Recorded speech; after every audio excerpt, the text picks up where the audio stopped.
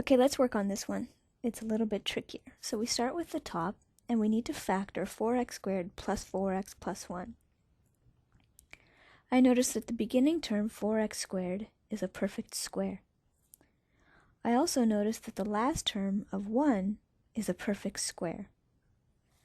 When that's the case, it gives me a good indication of what's going to go in my parentheses in my trial and error.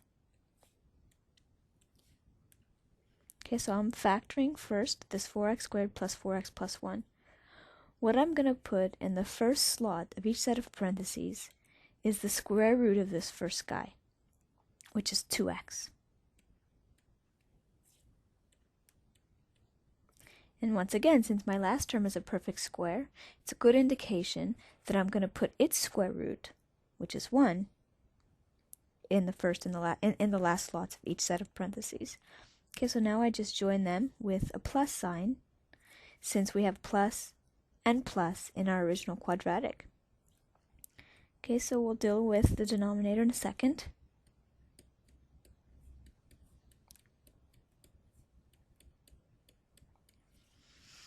Okay, so now we notice here, looking at this denominator, that we have a common factor among all the terms, and that common factor is x to the first power.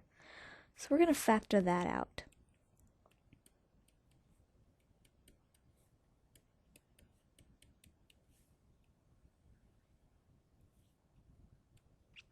So if we factor an x from 2x cubed, we're left with 2x squared. From the 11x squared, we're left with plus 11x. And finally, if we factor an x from 5x, we're left with a plus 5.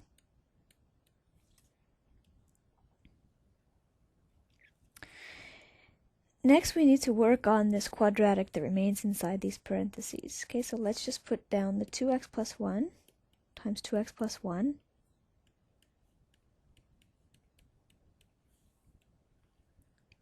And the x from before, this x right here, gets plopped right back down there.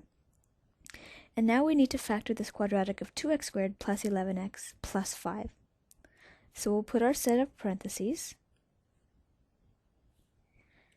And now we need to decide what goes inside them. So because my first term is 2x squared here, I'm going to put a 2x and an x in my two slots.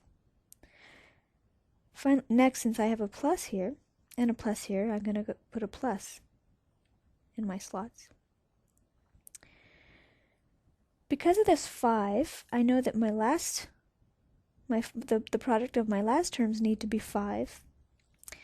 Because of the 11x, I know that the outside product plus the inside product needs to be 11x. So I think I'm going to put my 5 there and my 1 there.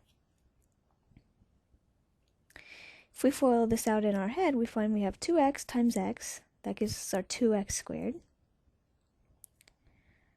plus 10x plus x, that gives us the 11x that we need.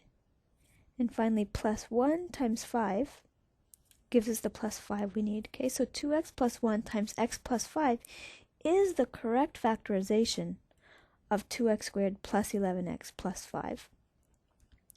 Now that the top and the bottom are completely factored, we're ready to cancel the common terms. The common factors, I should say. So 2x plus 1 times 2x plus 1 is the top. X times 2x plus 1 times x plus 5 is the bottom. So there's one common factor among the top and the bottom, and it's 2x plus 1. So I'll go ahead and cancel that, because 2x plus 1 divided by 2x plus 1 is simply 1. Then what I have left is 2x plus 1 in the top, divided by x times x plus 5 in the bottom. Now I have no common factors among the top and the bottom, so I'm done simplifying that rational expression.